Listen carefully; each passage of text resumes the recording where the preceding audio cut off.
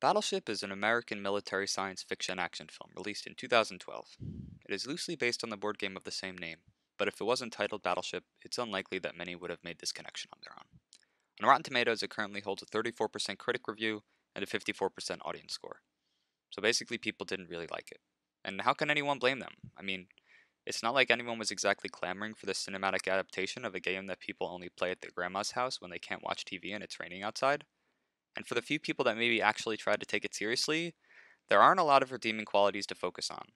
Honestly, this is a bad movie. The main characters are two dimensional, underdeveloped, and altogether poorly written. The whole movie kind of feels like US military propaganda, with the way it overly glorifies everything and everyone involved with the military. What's the difference between a battleship and a destroyer? You see, battleships are great ships, but they're kind of like dinosaurs. They're designed to take hits, kind of like a floating punching bag. But then there's destroyers, which are just awesome. They're designed to dish it out like the Terminator. From the people to the 40,000-ton, 80-year-old death machine that saves the day. But I'm getting sidetracked. The point of this video is to find redeeming qualities in this movie, and there are a few, so let's start breaking it down.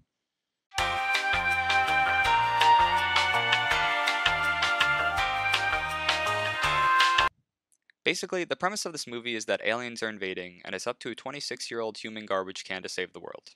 He is coincidentally a very attractive and muscular garbage can, who is shirtless sometimes. That's honestly probably redeeming quality number one.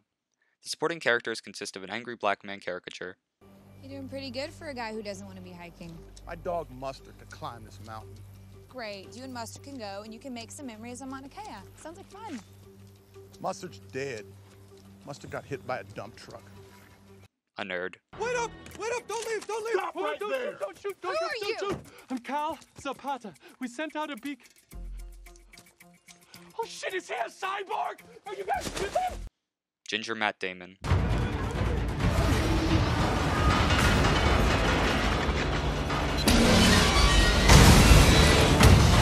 Rihanna, who looks as confused about what she's doing in this movie as I am.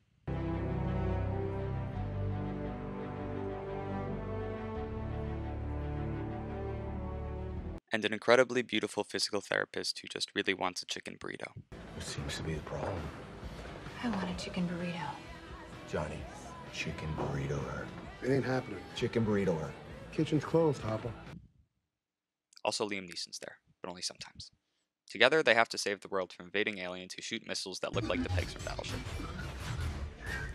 So the movie starts off with a few lines of expositional text that gives us some context as to what's going on, which is basically that in 2005 humans discovered a planet like ours, but it's really far away, so we send out a radio signal that for some reason is represented by a Death Star laser beam.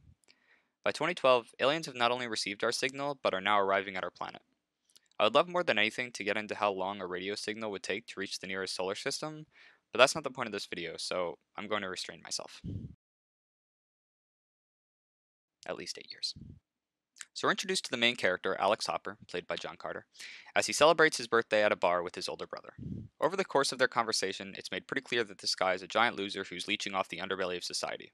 It's really driven home how much of a garbage human he is a few minutes later when he drunkenly breaks into a convenience store to steal a Hot Pocket to impress a girl he spoke to for 45 seconds. Burrito.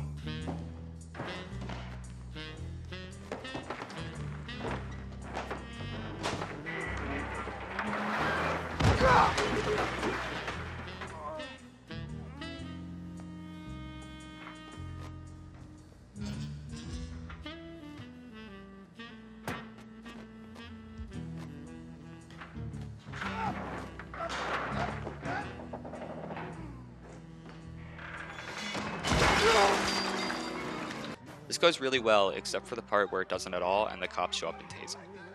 As you probably know, in American culture, getting tased while trying to steal someone a Hot Pocket is pretty much the most romantic gesture imaginable, so the next time we see the two together, they're dating so seriously that they are literally about to get engaged. So after this massive fuck-up, his brother, who's in the Navy, that was established earlier, sorry, has run out of patience, and just straight up tells him he has no choice, he's joining the Navy too. Now, the initial response someone might have to this is that being forced to join the Navy isn't a very noble, heroic thing to do, which is accurate, it's not. But he's also not depicted as being a very noble, heroic person in the first place. He's a huge fuck up idiot, and while a potential character arc could begin with him taking a step in a different direction, that's not necessarily the only way his character could develop. So let's not write him off just yet. We'll save that for later.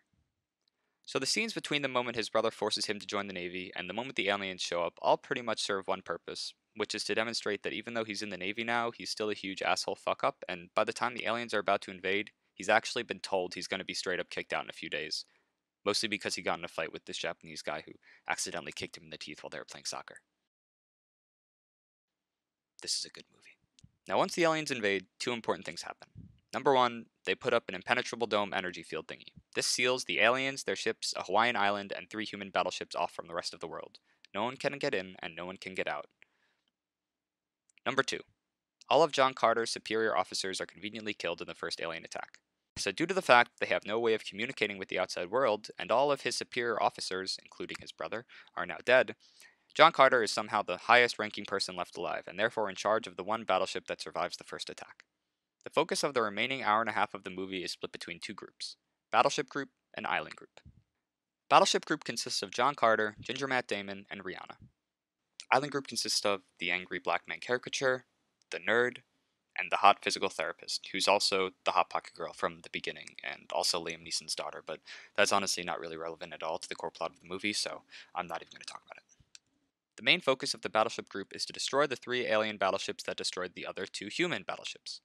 Meanwhile, the Island Group is trying to stop the aliens from using the human satellite system, based on the island, to contact their home planet and presumably call for reinforcements.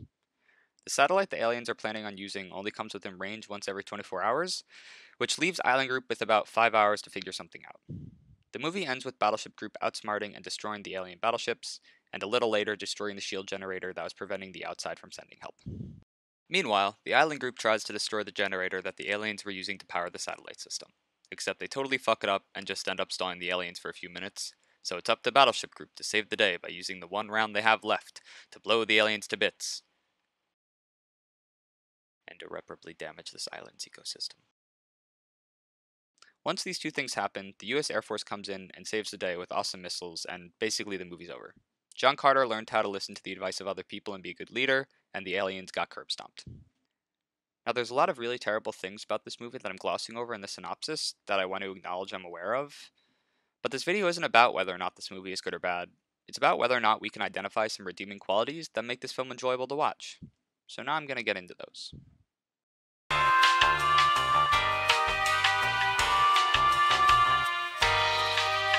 So the only real redeeming quality in this movie I can genuinely argue for is also the only thing I really liked about the movie, which is the aliens. And it honestly breaks my heart that the movie didn't end up following through with their development, because there's really a lot of potential there.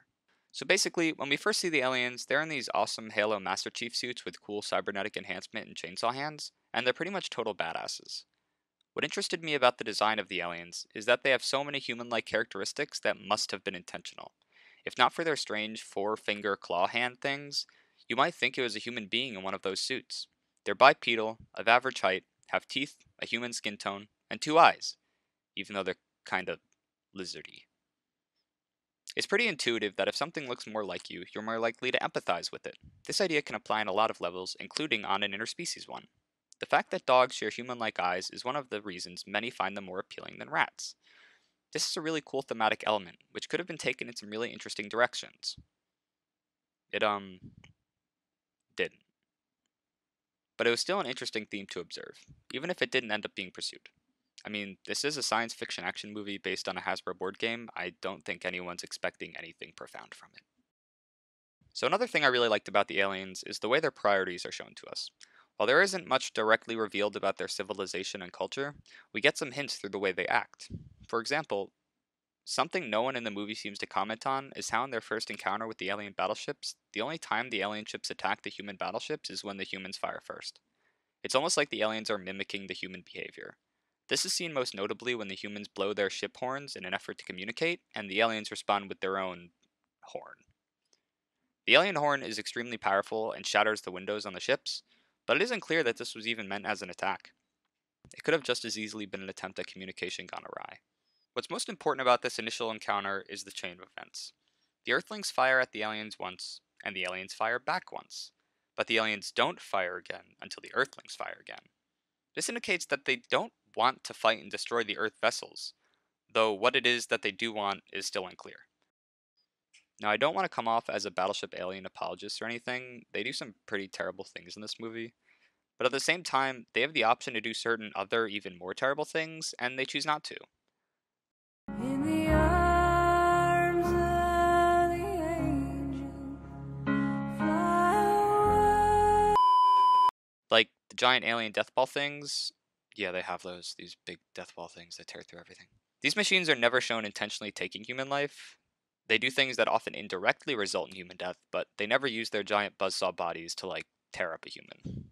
You could probably chalk this up to the PG-13 rating, but it's actually made a point of in the movie when one of these balls lands on a Little League baseball field, and instead of blendering the child in front of it, it rolls away and does some pretty serious infrastructure damage to the supports of a nearby high-rise bridge. In certain scenes, we even see the perspective of the aliens themselves in a predator vision kind of way. We see that the electronic displays in their helmets specifically highlight certain things as targets in red and non-targets in green. Unless a human is attacking an alien, that human is never identified as a target. However, non-human things like the battleship's engines are identified as targets.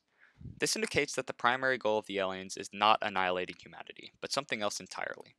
What that could be is really anyone's guess, and it could range from something absolutely terrible to something not so bad. But unfortunately, the movie doesn't give us many clues as to what it might be. Still, the fact that these creatures have some kind of ethical code is very interesting. They are not savages, they are civilized. The fact that this element persists throughout the movie in the way the aliens act indicates to me that at least one person working on this movie wanted to make something good. This brings me to the element of the aliens that I found to be the most compelling, if not intentionally so. As I've mentioned, the movie doesn't do a very good job of explicitly explaining why the aliens are here and what it is that they want. This leaves it up to the viewer to try and draw a conclusion on their own through context clues. So what do we know about the aliens? We know that they showed up after receiving a radio signal from Earth, the contents of which are not revealed to us.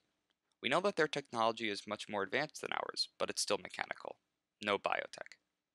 We know that when John Carter psychically communicates with the alien they momentarily capture, yeah, that's something they can do. That he receives a vision of alien war and destruction, but it's unclear what the context of this vision is. Is it the alien recalling a past war they have experienced? Or is it indicative of the aliens' plans for Earth? The thing we can glean the most information from is the way the aliens act in the humans' first encounter with them. Upon landing in the Pacific Ocean, the aliens don't do anything until John Carter touches their ship. This triggers the energy field that seals the main characters off from the rest of the world. The mechanism feels kind of like a really high-tech mousetrap. It only activates when something touches it, which means that thing is close enough to be trapped under the dome. The reason that the aliens were waiting for the humans to get close enough to be trapped under the dome isn't made explicitly clear. The humans seem to view this as an aggressive action.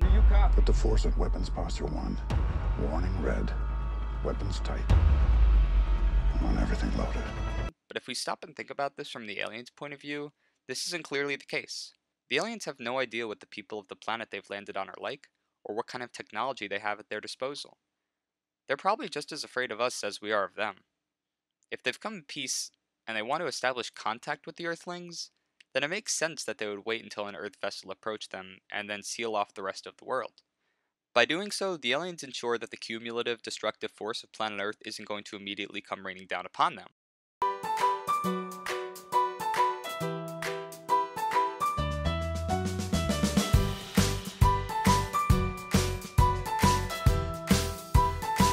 Which honestly, it probably would have.